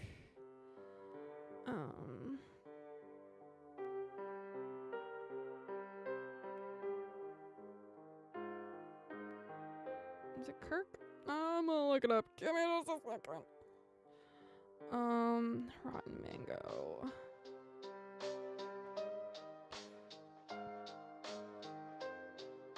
This was a couple weeks ago now. She sat down with Clark Fredericks. She sat down with Clark Fredericks and interviewed him about his story. His story is incredibly heartbreaking. He was raped as a child by a man who was in a position of power over him and was was close with their family. This man had done the same thing to his to another member of his family, to his next door neighbor, and to over 100 other boys over the course of 40 years. That is known. Hundreds of other boys in this small town in New Jersey. And when Clark was 30, he saw that man with another little boy that it was around the same age as him when that monster had done something to him, had done the same thing to him, had groomed him, had every like all of that. And it took him back mentally to that day. And he murdered him. He got vengeance, but it destroyed him. He decided that his life was over. He was ready for his life to be over. And the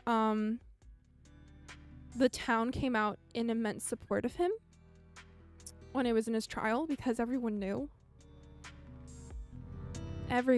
He went to jail for 5 years because of like what had like everything came out. People, so many other victims had come out in support of him.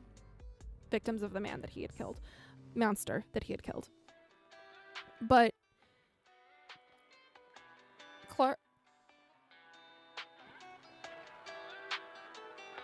Clark's whole mission in the book that he has written, in his like podcast that he himself hosts, and like the interviews that he does, is trying to draw attention to how much inflicting additional trauma, like having the traumatic act of him experiencing what he did when he was a child was not healed by him doing another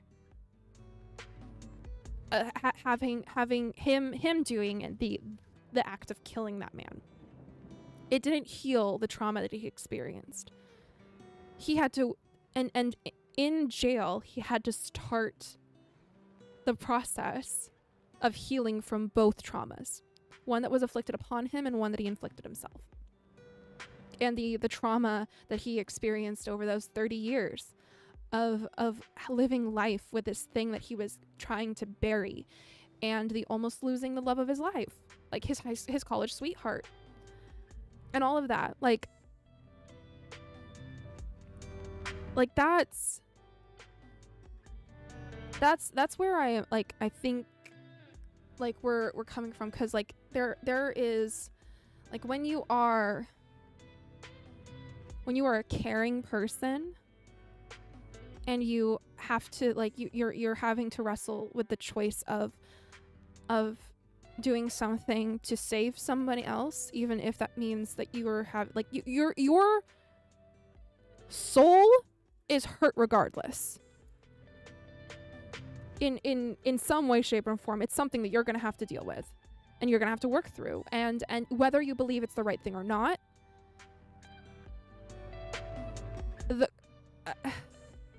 yeah, it's not easy.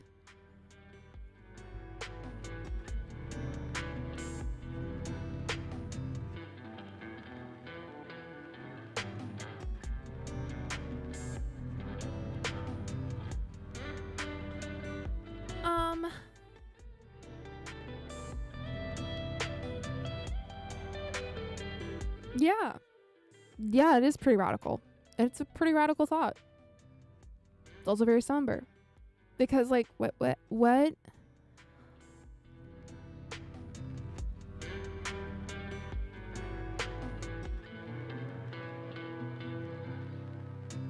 we to do when we know, based off of history, that violent actions beget violent actions beget violent actions?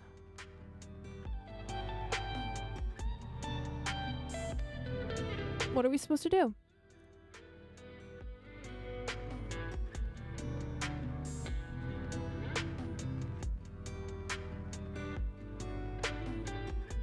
Yeah, it's hard.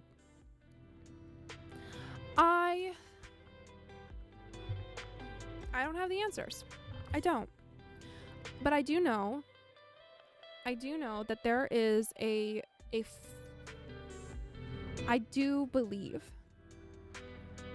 that there is a form of justice that none of us are going to be able to produce ourselves. And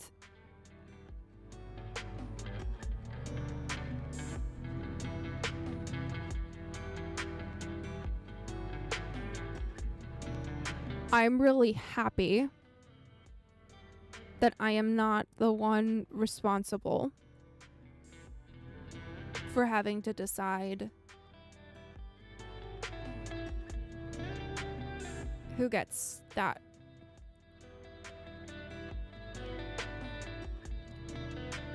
This is from my own personal belief. There are so many, like it's really like upsetting to me, I think, when I think about like how many like people who have espoused Christianity throughout the ever, specifically, who have been so gleeful in passing judgment on other people of different religions, on other people of different sexual orientations, of other people of like different lifestyles, like all of these things, when God has specifically said that it is not our job to judge, that is for him.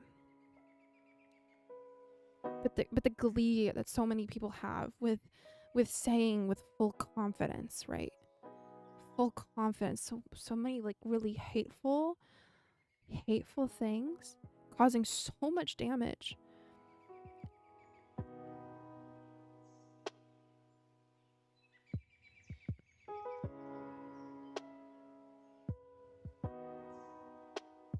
Like how, like why are so many people in such a rush to pick up a mantle that is they're not equipped to hold? They don't have the clarity of mind necessary to hold up that mantle, to pass judgment. That's not, no. Not for me. I know that I am way too biased to be clear-headed about that. But again, from my own religious, theological, spiritual beliefs of God being consistent.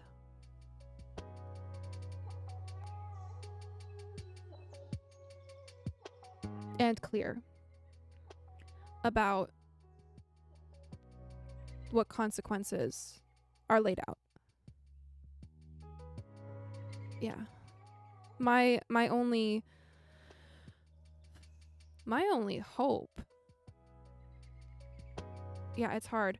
Cuz like I think there's a difference, right? There's a difference between allowing people to walk all over you and having empathy and caring. Like there's a huge difference. And I think that has to do with like the other aspect, right? The having a spine and having like a thick skin, because having a soft heart, you need something else to protect it. To be honest, a lot of my wrath is also a kind of lust. It's not as righteous as I'd like it to be. Well, let's not eat them. That's cannibalism. And I've heard that that's really not good for you. Like, it's actually really bad. Can we talk about that? Like, people that like eat other people end up with so many diseases. Like, it's actually disgusting. Also, on the topic of people doing what people really should not be doing and like diseases, have you ever heard of the blue people of Kentucky?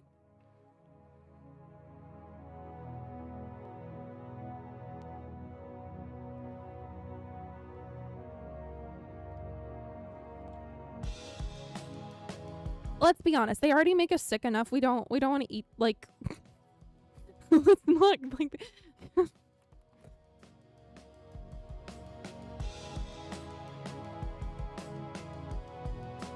Yeah. Yeah, so they were, it was a group of people. There was just a lot of inbreeding. And they turned blue. But it's like when we do, like, there are reasons why, like, I know that I'm hoping, I'm fingers crossed that like that is not an issue that, like, I know there's so many other issues that can come up, but with the like IVF industry, of how many people have gotten how many people have like the surprise finding out that they have the same donor parent, and in some cases have like been like living next door to / potentially dating their genetic sibling, their donor sibling. Like my fear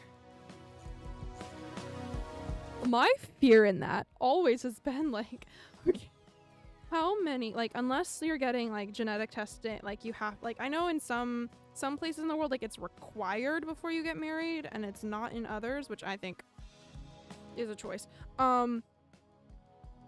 Genetic testing before you have kids, like how many potential birth defects could like occur because of that, or just not birth defects, just like in general, like long-term genetic issues. Change the topic. Like, it freaks me out, man. Freaks me out. And like it breaks my heart too, because like, again, why, like, I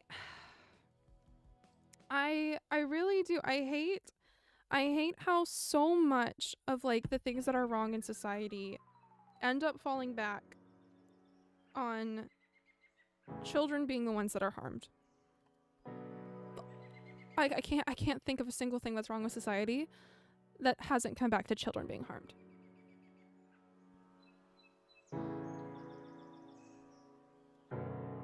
I can't.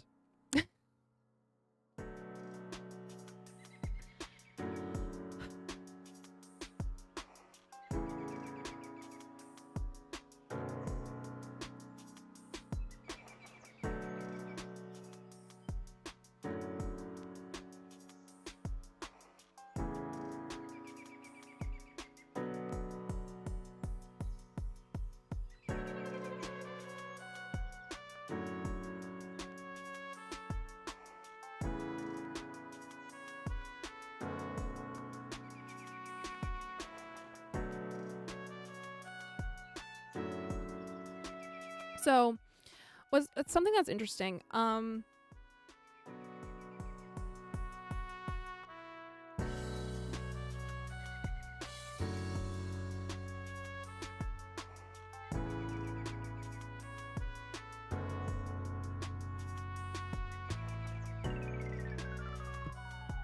Something that's interesting is that I've gone over my stream time by almost a half an hour.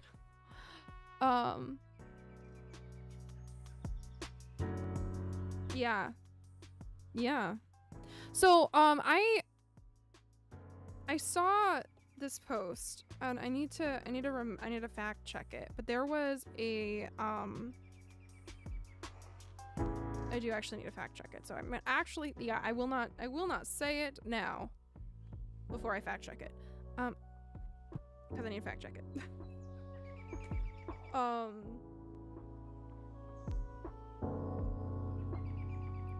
But yeah, I am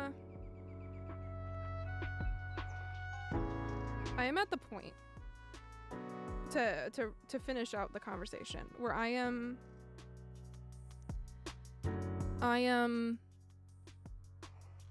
struggling. I'm struggling with the things that have happened this last week and this week in how I feel about them. I did post some photos over on Instagram. I went on a walk with some friends on Saturday afternoon, which was lovely.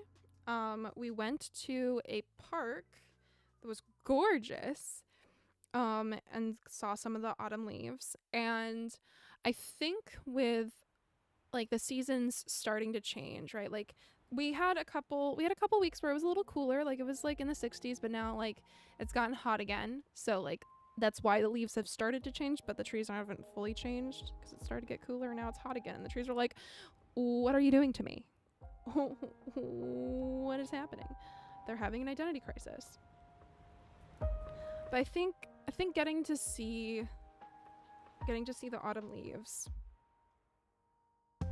helped bring me a sense of peace.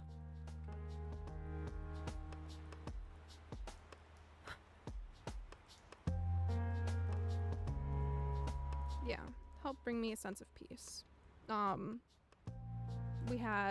Those friends and I had a really good discussion, similar to the discussion that we're having now over our complicated and confusing feelings. And I think like where there are a lot of people who started out processing what happened this past week on social media,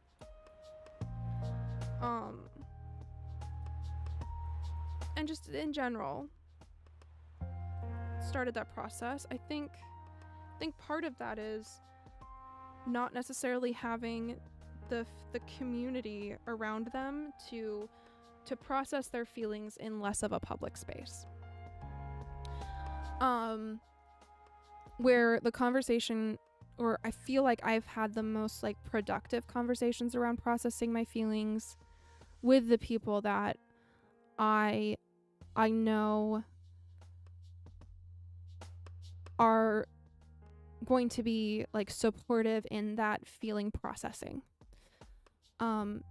Getting to talk about that in like a heavy topic in a space that was beautiful, that beautiful park. Getting to have that like the distraction of like the butterfly flying across, you know. But yeah, like getting to have that, I think was really like, instead of just doom scrolling online, having those like conversations, those like productive conversations. I think that's really important. But I think part of the reason why we end up in the space that we are in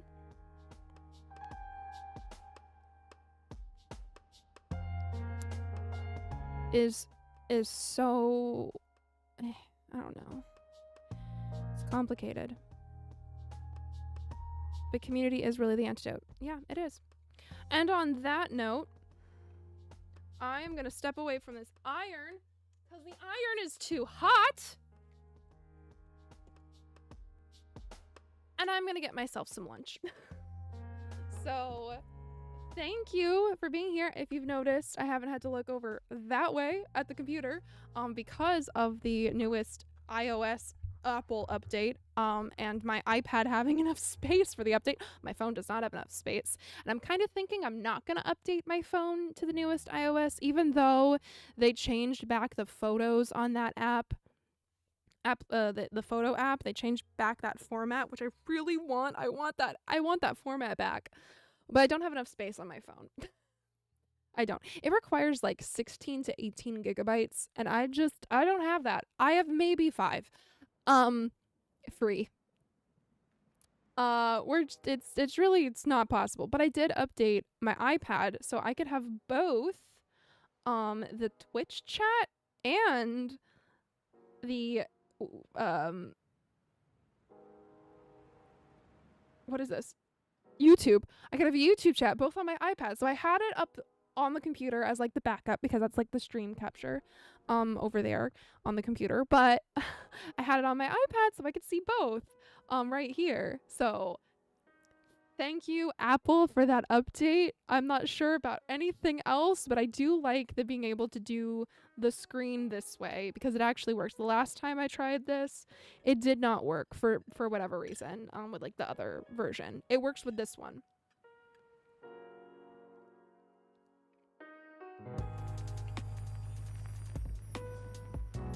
But yeah. Let's just have our fingers crossed. I have not been added to a list that will cause me to not be able to leave the country in a couple weeks.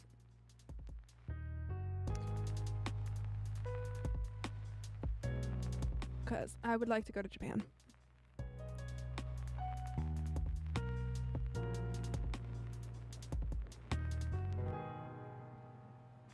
But that's a joke. That's a joke. I don't care. But thank you yet again. Last message is like a Sunday morning cartoon. Thank you. I appreciate you being here. I'm so glad that your tests, your exam went well. I wish you the best of luck with your lab partner. Lab partner, right? Lab.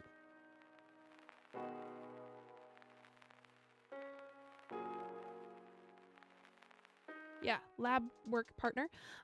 Best of luck, my friend. I will be back here probably Monday morning.